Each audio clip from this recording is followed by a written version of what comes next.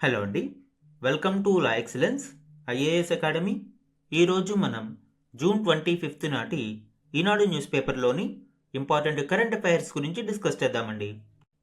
Before that మనము previous క్లాస్లో ఇచ్చిన క్వశ్చన్ గురించి చూద్దాము. సబ్కా భీమా సబ్కీ రక్షా చట్టం 2025కు సంబంధించి క్రింది ప్రకటనలను పరిగణించండి. ప్రీవియస్ క్లాస్లో మనము సబ్కా బీమా సబ్కా రక్షా చట్టం 2025 నిబంధనలకు అనుగుణంగా 800 కోట్ల రూపాయలతో పీఈపీఎఫ్ పెన్షన్ హోల్డర్స్ ఎడ్యుకేషన్ ప్రొటెక్షన్ ఫండ్ని ఏర్పాటు చేయడం జరిగింది అని చెప్పుకున్నాము. ఆ కంటెక్స్ట్లో ఈ యాక్ట్కి సంబంధించిన కీలక ప్రొవిజన్స్ అన్నీ కూడా డిస్కస్ చేయడం జరిగింది. సో దాన్ని బేస్ చేసుకుని ఈ క్వశ్చన్ ఇక్కడ ఇవ్వడం జరిగింది. రెండు స్టేట్మెంట్స్ ఇక్కడ ఉన్నాయి. కరెక్ట్ స్టేట్మెంట్స్ని ఐడెంటిఫై చేద్దాం. స్టేట్మెంట్ 1 చూడండి. ఇది ఆటోమేటిక్ రూట్ ద్వారా బీమా రంగంలో ఎఫ్డిఐ పరిమితిని 100% పెంచుతుంది. ఎస్, ఈ స్టేట్మెంట్ కరెక్ట్ అండి. ఇప్పటి వరకు బీమా రంగంలో 74% ఎఫ్డిఐ ఎలా ఉండేది. దీనిని పెంచుతూ ఈ చట్టం ద్వారా 100%కి దీనిని ఇంక్రీజ్ చేయడం జరిగింది. అయితే ఇక్కడ ఒక కీలక ఎగ్జంప్షన్ చూడాలి. ఎల్ఐసిలో మాత్రం హయ్యర్ సీలింగ్ లిమిట్ని 20%కి మాత్రమే పరిమితం చేశారు. Okay, second statement. ఈ చట్టం 2047 నాటికి అందరికీ బీమా అనే లక్ష్యాన్ని సాధించడానికి ప్రయత్నిస్తుంది. ఎస్, ఇది కరెక్ట్ స్టేట్మెంట్ అండి. ఈ చట్టం యొక్క ప్రధాన ఉద్దేశం ఏమిటి? బీమాని ప్రతి ఒక్కరికి అందుబాటులోకి తీసుకురావడం. ఇన్సూరెన్స్ పెనిట్రేషన్ని రూరల్ హౌస్ హోల్డ్స్లోని అట్టడుగు స్థాయికి కూడా తీసుకువెళ్లడం ఈ చట్టం యొక్క ప్రధాన ఉద్దేశ్యం. సో సెకండ్ స్టేట్మెంట్ కరెక్ట్ అవుతుంది. ఆన్సర్ ఏమవుతుంది? బట్ ఇక్కడ ఇన్కరెక్ట్ స్టేట్మెంట్స్, సరి కానివి గురించి అడగడం జరిగింది. ఈ రెండు స్టేట్మెంట్స్ సరి అయినవే కాబట్టి answer D, neither 1 Nar 2 is the correct answer. ఇక్కడ పీఈపీఎఫ్ ఫండ్ ఏర్పాటు సందర్భంగా ఈ సబ్కా బీమా సబ్కీ రక్షా ప్రొవిజన్స్ గురించి కూడా మనము డిస్కస్ చేయడం జరిగింది. 100% FDI, lowered capital requirements for foreign reinsurers గురించి చెప్పుకున్నాము. కన్జ్యూమర్ ప్రొటెక్షన్ గురించి ఈ ఫండ్ని ఏర్పాటు చేశారు అని చెప్పుకున్నాము. ఈజ్ ఆఫ్ డూయింగ్ బిజినెస్కి సంబంధించి చెప్పుకున్నాం. రెగ్యులేటరీ ఎంపవర్మెంట్, డేటా కంప్లియన్స్, ఇవన్నీ కూడా ప్రీవియస్ క్లాస్లో డిస్కస్ చేయడం జరిగింది అండి. Very important topic. In case ఎవరైనా ఆ క్లాస్ మిస్ అయ్యి ఉంటే ఒకసారి ప్రీవియస్ క్లాస్లో ఈ డీటెయిల్స్ అన్నీ చూడండి. సో ఇవి సబ్కా బీమా సబ్కీ రక్ష 2025 యాక్ట్కి సంబంధించిన ఇంపార్టెంట్ ప్రొవిజన్స్. ఈరోజు మన ఫస్ట్ ఆర్టికల్ చూడండి. సేవల రంగ ఉత్పత్తికి కొత్త సూచి 2024-25 ప్రాతిపదికతో విడుదల. ఈ ఆర్టికల్ సర్వీస్ సెక్టార్కి సంబంధించి బేస్ ఇయర్ 24-25తో ఒక నూతన ఇండెక్స్ని సిద్ధం చేస్తూ ఉన్నారు. దాని గురించి వివరిస్తుంది. ఇందులోని కీ పాయింట్స్ ఇప్పుడు చూద్దాం. దేశ సేవల రంగ ఉత్పత్తిని కొలిచేందుకు సరికొత్త సూచీని ప్రభుత్వం ఆవిష్కరించింది. ఇందుకు 2024-25ను ప్రాతిపదిక సంవత్సరంగా పరిగణిస్తారు.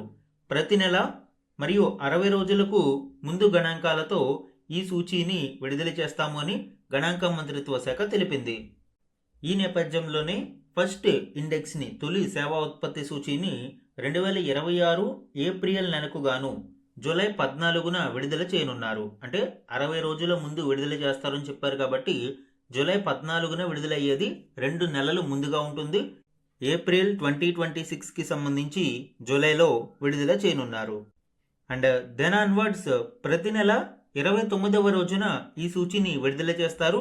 ఇన్ కేస్ ఆ రోజు సెలవు అయితే తదుపరి వర్కింగ్ డే రోజు విడుదల చేస్తాము అని గణాంక మంత్రిత్వ శాఖ పేర్కొంది. పారిశ్రామికోత్పత్తి సూచి ఇండెక్స్ ఆఫ్ ఇండస్ట్రియల్ ప్రొడక్షన్ ఐఐపితో పాటు ఐఎస్పి కూడా స్థూల ఆర్థిక సంకేతంగా పనిచేస్తుంది అని వివరించింది. సేవల రంగ వృద్ధిలో స్వల్పకాల మార్పులను గణించడానికి ఇప్పుడు దీని ద్వారా వీలు కల్పించబడుతుంది. ఇండెక్స్ ఆఫ్ సర్వీసెస్ ప్రొడక్షన్ ఐఎస్పికి సంబంధించి మరిన్ని డీటెయిల్స్ చూడండి. Measuring the pulse of India's service సెక్టార్గా దీనిని భావించవచ్చు. దీనికి సంబంధించిన key dates and timeline already మనము డిస్కస్ చేశామండి. బేస్ ఇయర్ 2024-25ను ఫిక్స్ చేయడం జరిగింది.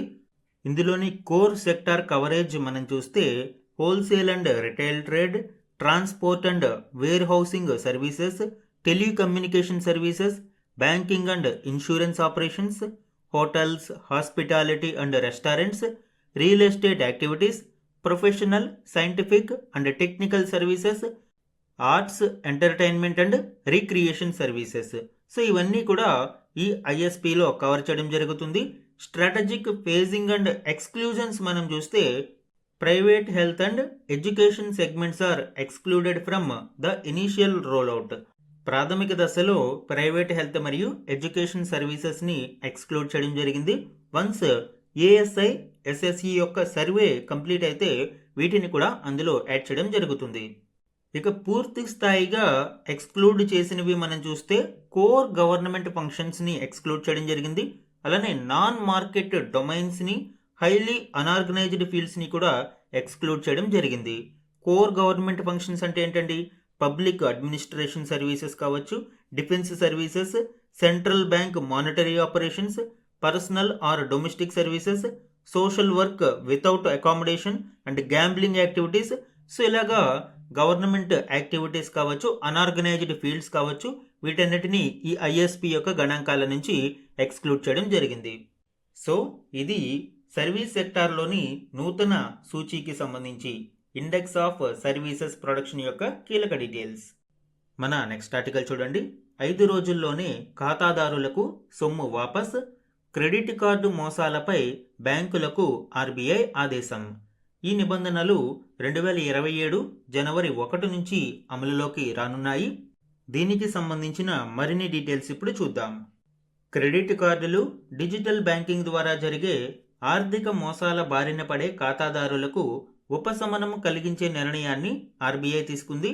క్రెడిట్ కార్డు మోసాలపై ఫిర్యాదు చేసిన 5 రోజుల్లోగా సదరు వివాదాస్పద మొత్తాన్ని బ్యాంకులు తప్పనిసరిగా షాడో రివర్సల్ లేదా ప్రొవిజనల్ క్రెడిట్ అంటే తాత్కాలికంగా నగదు బదిలీ రూపంలో ఖాతాదారుడి ఖాతాకు జమ చేయాలి అని ఆర్బీఐ ఆదేశించింది.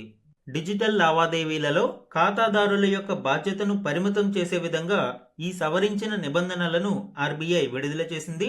ఈ కొత్త నిబంధనలు 2027 జనవరి 1 నుంచి అమలులోకి రానున్నాయి. ఈ డిజిటల్ మోసాలలో బ్యాంకు వైపు ఉన్న లోపాలు లేదా నిర్లక్ష్యం కారణంగా మోసం జరిగితే ఖాతాదారుడు ఆ విషయాన్ని ఫిర్యాదు చేసినా, ఒకవేళ చేయకపోయినా సరే లావాదేవీని రద్దు చేసి పూర్తి సొమ్మును బ్యాంకే వెనక్కి ఇవ్వాల్సి ఉంటుంది. బ్యాంకు లేదా ఖాతాదారుడి తప్పు లేకుండా థర్డ్ పార్టీ హ్యాకింగ్ వల్ల మోసం జరిగితే ఆ లావాదేవీ జరిగిన 5 క్యాలెండర్ రోజులలోపు ఖాతాదారుడు బ్యాంకుకు ఫిర్యాదు చేస్తే వారిపై ఎటువంటి బాధ్యత ఉండదు. ఒకవేళ 5 రోజుల తర్వాత ఫిర్యాదు చేస్తే బ్యాంకు పాలసీ ప్రకారం నిర్ణయం తీసుకోవాల్సి ఉంటుంది. అలానే ఖాతాదారుడు మోసం జరిగింది అని ఫిర్యాదు చేసిన తర్వాత ఆ ఖాతా నుంచి మళ్ళీ ఎటువంటి అనధికార లావాదేవీలు జరిగినా కూడా బ్యాంకులే ఆ నష్టాన్ని భరించాల్సి ఉంటుంది. అలానే బ్యాంకులు ఈ మోసపూరిత లావాదేవీ సొమ్మును వెనక్కి ఇచ్చేటప్పుడు అది ఏ రోజు అయితే జరిగిందో అదే తేదీతో జమ చేయాలి.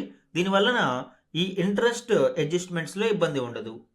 కంపన్సేషన్ గైడ్ లైన్స్ మనం చూస్తే మొదటిసారి డిజిటల్ మోసాల బారిన పడే బాధితుడు 50,000 రూపాయల లోపు నష్టానికి గురి అయి ఫిర్యాదు చేస్తే అందులో 85% లేదా మ్యాక్సిమం 25,000 రూపాయలు పరిహారంగా అందుకోవచ్చు. అయితే ఈ ప్రొవిజన్ కేవలం ఒక వ్యక్తికి జీవితంలో ఒకసారి మాత్రమే ఉంటుంది. దీనిని మరింత డీటెయిల్డ్గా ఎక్స్ప్లెయిన్ చేయాలి.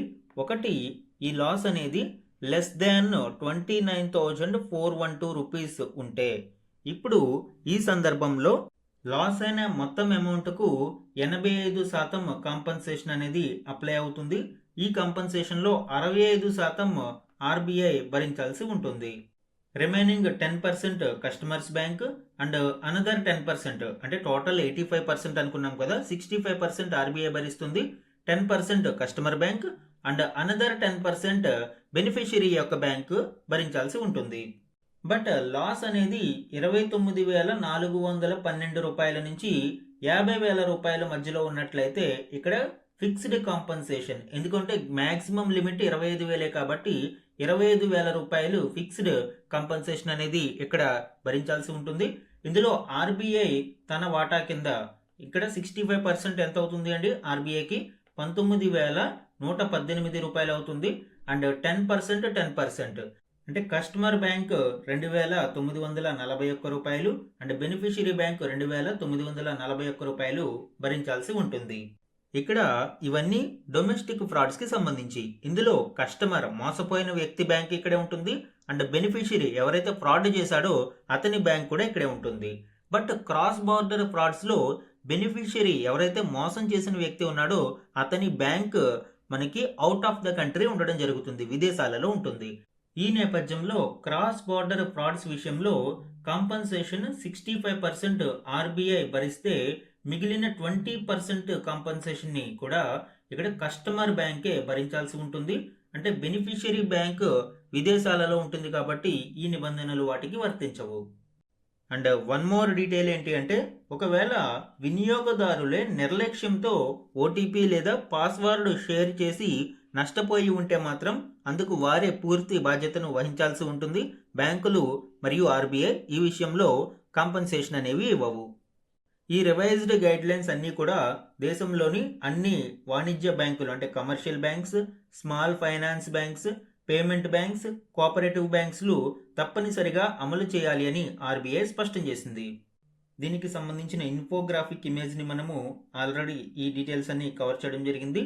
ఎన్హాన్స్డ్ బ్యాంక్ సెక్యూరిటీ రూల్స్ ఒకసారి చూస్తే మ్యాండేటరీ ఎస్ఎంఎస్ అలర్ట్స్ అనేవి జీరో ఛార్జ్ ఎస్ఎంఎస్ ద్వారా 500 రూపాయలకు పైబడిన ప్రతి ట్రాన్సాక్షన్కి కూడా కస్టమర్కి అలర్ట్స్ అందించాలి అని, రిపోర్టింగ్ ఛానల్స్ని 24/7 అందుబాటులో ఉంచేలాగా మొబైల్ యాప్స్ ద్వారా కానీ హోమ్ పేజెస్ ద్వారా కానీ కస్టమర్స్కి అందుబాటులో ఉండాలి అని, రెజల్యూషన్ క్యాప్స్ డొమెస్టిక్ అయితే 45 రోజులలోపు పూర్తి ఈ ఫైనల్గా ఫ్రాడ్ ఇన్వెస్టిగేషన్ని పూర్తి చేయాలి. ఒకవేళ క్రాస్ బోర్డర్ ఫ్రాడ్స్ అయినప్పుడు 60 రోజులలోపు వీటిని పూర్తి చేయాలి అని ఇక్కడ ఈ గైడ్లైన్స్ ఇవ్వడం జరిగింది. ఇవి ఇటీవల ఆర్బీఐ క్రెడిట్ కార్డు మోసాలకి సంబంధించి జారీ చేసిన నూతన గైడ్లైన్స్ యొక్క కీలక డీటెయిల్స్ అండి. మన నెక్స్ట్ ఆర్టికల్ చూడండి. 500 కంపెనీలు, విలువ 323 లక్షల కోట్లు. రిలయన్స్కు అగ్రస్థానం. తెలుగు రాష్ట్రాల నుంచి 39 సంస్థలు. బర్గుండి ప్రైవేట్ హురూన్ ఇండియా నివేదికలోని కీలక గణాంకాలను ఇక్కడ ఇవ్వడం జరిగింది. ఇందులోని ఇంపార్టెంట్ పాయింట్స్ ఇప్పుడు చూద్దాం. వ్యాపారాల విస్తరణ, బలమైన ఆర్థిక పునాదులతో దేశీయ దిగ్గజ కంపెనీలు ప్రపంచ స్థాయి సంస్థలతో పోటీ పడుతున్నాయి. 10,230 కోట్ల కనీస విలువ కలిగిన 500 ప్రైవేటు కంపెనీలతో Axis Bank, Burgundy Private, Hurun India సంయుక్తంగా ఈ నివేదికను విడుదల చేశాయి. ఇది 5th ఎడిషన్గా మనం చూడవచ్చు. ఈ కంపెనీల మొత్తం మార్కెట్ విలువ 323 లక్షల కోట్లుగా ఉంది.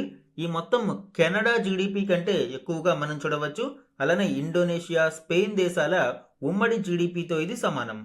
ఈ జాబితాలో ముఖేష్ అంబానీకి చెందిన రిలయన్స్ ఇండస్ట్రీస్ అగ్రస్థానం వరుసగా 5వ సారి కూడా కొనసాగింది. HDFC bank, Bharti Airtel, ICICI bank, TCS ఆ తర్వాతి స్థానాలలో ఉన్నాయి. ఈ లిస్టులో మరొక విశేషం ఏమిటంటే, కృత్రిమ మేధ, రక్షణ రంగాల నుంచి పలు కంపెనీలు ఈ జాబితాలో చోటు సంపాదించుకున్నాయి. ఐటీ దిగ్గజాలైన టీసీఎస్, ఇన్ఫోసిస్, విప్రో కంపెనీలు గత 5 ఏళ్లలో 8.5 లక్షల కోట్ల మేర తమ మార్కెట్ విలువను కోల్పోవడం జరిగింది. గ్రో వంటి అంకురాల విలువ ఏకంగా 430%కి పెరిగింది. అలానే అన్లిస్టెడ్ అంటే స్టాక్ మార్కెట్లో నమోదు కాని కంపెనీలలో దేశంలోనే అత్యంత విలువైన సంస్థగా ఎన్ఎస్ఈ అగ్రస్థానాన్ని నిలబెట్టుకుంది. నేషనల్ స్టాక్ ఎక్స్చేంజ్ ఇప్పటి వరకు మనకి దేశంలోనే అత్యంత అన్లిస్టెడ్ కంపెనీలలో విలువైన సంస్థగా ఉంది.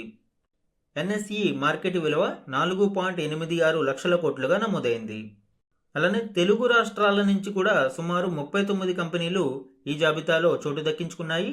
2021తో పోలిస్తే కొత్తగా 9 కంపెనీలు ఈ జాబితాలో చోటు దక్కించుకున్నాయి. సో ఇది బర్గుండి ప్రైవేట్ హురూన్ ఇండియా నివేదికలోని కీలక డీటెయిల్స్ అండి. మన నెక్స్ట్ ఆర్టికల్ చూడండి. E20 ఇంధనంతో వాహన బీమాకు ఇబ్బంది లేదు, స్పష్టం చేసిన కేంద్రం. ఇటీవల కేంద్రం ఇథనాల్ బ్లెండింగ్ కార్యక్రమం మీద మరింత దృష్టి సారించింది. E20 ఫ్యూయల్ని ఇప్పుడు రోల్అవుట్ చేయగా E85 అండ్ E100 ఫ్యూయల్స్ మీద కూడా ఇప్పుడు ప్రణాళికలు సిద్ధం చేస్తూ ఉంది. నేషనల్ బయోఫ్యూయల్ పాలసీ, జాతీయ జీవ ఇంధన విధానం 2018కి సంబంధించి మనము E20 లక్ష్యాలను 2030 లోపు సాధించాలి అని. అయితే ఈ E20 లక్ష్యాన్ని మనము 2025-26కే ప్రీపోన్ చేయాలి అని నీతి ఆయోగ్ ఒక రికమెండేషన్ ఇవ్వడం జరిగింది. దానికి అనుగుణంగా E20 లక్ష్యాలను సాధించాము. అయితే E20 ఫ్యూయల్ వాడకం వలన వెహికల్స్ యొక్క ఫ్యూయల్ ట్యాంక్స్ కరోజివ్ అయ్యి దెబ్బతింటున్నాయి అని, అందువలన బీమా కంపెనీలు ఇన్సూరెన్స్ ను ఇవ్వడం లేదు అని ఒక రూమర్ స్ప్రెడ్ అవుతూ ఉంది. ఈ నేపథ్యంలో కేంద్రం స్పష్టత ఇవ్వడం ఇక్కడ చూడవచ్చు. E20 ఇంధనాన్ని అంటే 20% ఇథనాల్ ప్లస్ 80% పెట్రోల్ కలిసిన E20 ఇంధనాన్ని ఉపయోగించడం వలన వాహనాల బీమా పాలసీల చెల్లుబాటుకు ముప్పు వాటిల్లదు అని కేంద్రం స్పష్టం చేసింది. దేశంలో అమలు చేస్తున్న ఇథనాల్ బ్లెండింగ్ కార్యక్రమం పూర్తిగా సురక్షితమైనదని, వినియోగదారులకు అనుకూలమైనదని, దేశ ఆర్థిక వ్యవస్థకు మేలు చేస్తుంది అని పేర్కొంది. ఈ నేపథ్యంలోనే ఇంధనాల్లో ఇథనాల్ను కలపడం అనేది ప్రపంచవ్యాప్తంగా ఆమోదించిన విధానమని పేర్కొంది. అమెరికా, బ్రెజిల్, జపాన్ వంటి అనేక దేశాలలో దీనిని విజయవంతంగా అమలు చేస్తున్నారు అని మంత్రిత్వ శాఖ వెల్లడించింది. బ్రెజిల్ ఇప్పటికే అధిక స్థాయిలో ఇథనాల్ మిశ్రమాన్ని ఉపయోగిస్తుంది అని, అక్కడ E27 అనేది ప్రామాణిక పెట్రోల్ మిశ్రమంగా వాడకంలో ఉంది అని వివరించింది. ఇథనాల్ బ్లెండింగ్ ప్రోగ్రాం వలన ముడి చమురు దిగుమతులను కొంతమేర తగ్గించగలుగుతున్నామని, విదేశీ మారకపు ద్రవ్యం రూపేణా 1.4 లక్షల కోట్లకు పైగా ఆదా అయినట్లు ప్రభుత్వం వెల్లడించింది. సో ఇది E20 ఇంధనానికి సంబంధించి వాహన బీమాకు ఎటువంటి ఇబ్బంది లేదు అని కేంద్రం స్పష్టం చేయడానికి సంబంధించిన కీలక డీటెయిల్స్. మన నెక్స్ట్ ఆర్టికల్ చూడండి. అమెరికాను వెనక్కి నెట్టిన చైనా సూపర్ కంప్యూటర్ 2017 తర్వాత సరికొత్త రికార్డు. ఈ ఆర్టికల్ యాక్చువల్గా సాక్షి న్యూస్ పేపర్లో ఉంది. ఈనాడులో ఈ ఆర్టికల్ ఇవ్వలేదు, బట్ ఇది ఇంపార్టెంట్ వన్ కాబట్టి కవర్ చేయడం జరిగింది. ఇందులోని ఇంపార్టెంట్ డీటెయిల్స్ ఇప్పుడు చూద్దాం. సాంకేతిక రంగంలో చైనా మరోసారి తన ఆధిపత్యాన్ని చాటుకుంది. ప్రపంచంలోనే అత్యంత వేగవంతమైన సూపర్ కంప్యూటర్ల జాబితాలో అమెరికాను వెనక్కి నెట్టి చైనా అగ్రస్థానాన్ని కైవసం చేసుకుంది. ఒక దేశ సాంకేతిక సామర్థ్యానికి కొలమానంగా భావించే ఈ గ్లోబల్ ర్యాంకింగ్స్లో చైనా నెంబర్ 1గా నిలవడం 2017 తర్వాత ఇదే తొలిసారి. చైనాలోని షెన్జెన్ నగరానికి చెందిన లైన్ షైన్ సూపర్ కంప్యూటర్ తాజాగా విడుదలైన టాప్ 500 అంతర్జాతీయ ర్యాంకింగ్స్లో మొదటి స్థానాన్ని దక్కించుకుంది.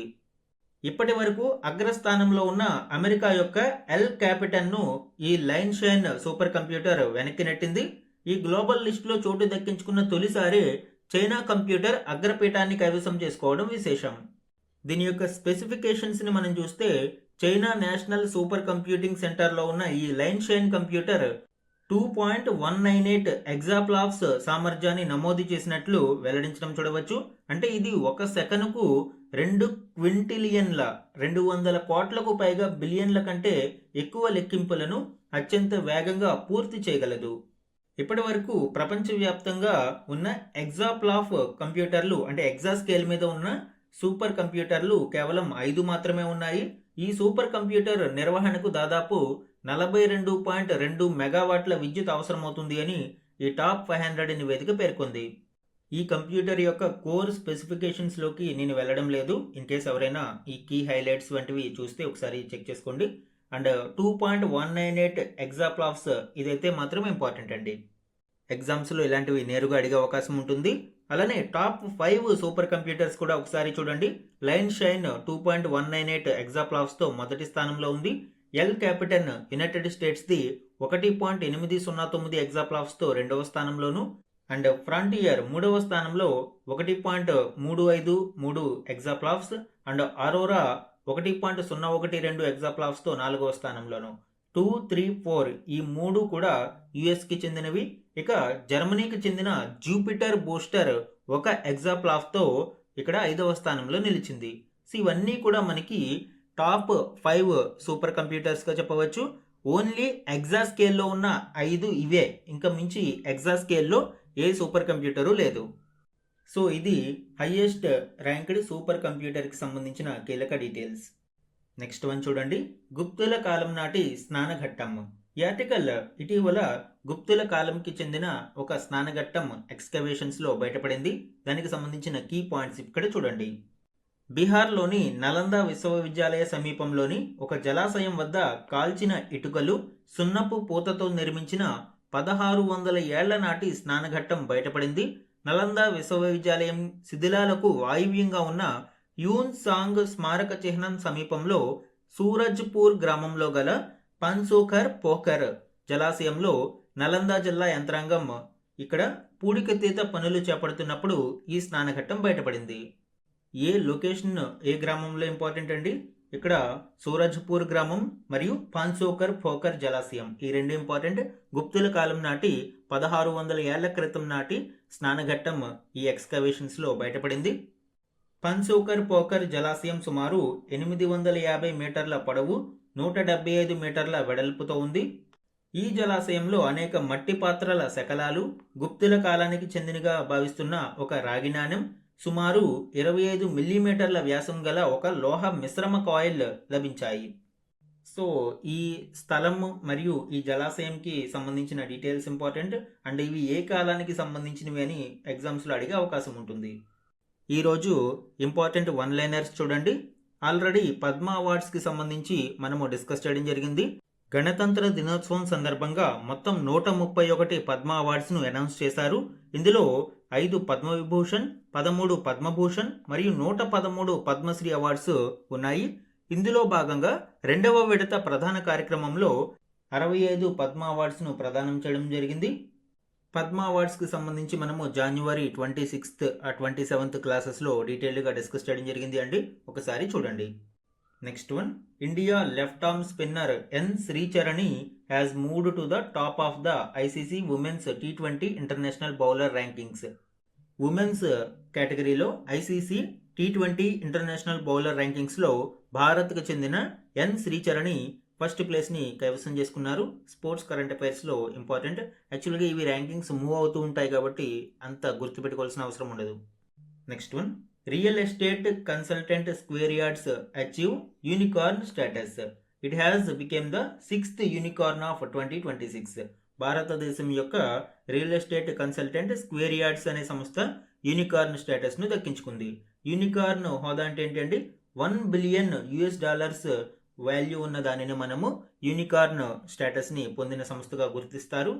Next one, Supreme Court of India మరియు సుప్రీంకోర్ట్ ఆఫ్ రష్యన్ ఫెడరేషన్ మధ్య ఒక MOUను సైన్ చేయడం జరిగింది. ఇందులో ఎస్పెషల్లీ జుడిషియల్ కోఆపరేషన్కి సంబంధించి ఇరు దేశాల మధ్య ఒక ఒప్పందం ఇక్కడ చూడవచ్చు. సో ఎగ్జామ్లో మేబీ అడగవచ్చు, ఇటీవల ఏ దేశం యొక్క సుప్రీంకోర్టుతో భారత సుప్రీంకోర్టు MOU కుదుర్చుకుంది అని. సో రష్యన్ ఫెడరేషన్కి సంబంధించి. సో ఇవి important one liner current affairs అండి. ఈరోజు మన క్వశ్చన్ గురించి చూడండి. ఈరోజు క్లాస్లో మనము ISP index of services production గురించి డిస్కస్ చేయడం జరిగింది. ఆ కంటెక్స్ట్లో ఈ క్వశ్చన్ ఇచ్చాను అండి. దీని యొక్క కరెక్ట్ ఆన్సర్ని ఐడెంటిఫై చేసి ఆన్సర్ని కమెంట్ సెక్షన్లో కమెంట్ చేయండి. ఇది ఈరోజు ఈనాడు న్యూస్ పేపర్లోని ఇంపార్టెంట్ కరెంట్ అఫైర్స్ మీద daily analysis. Thank you for watching.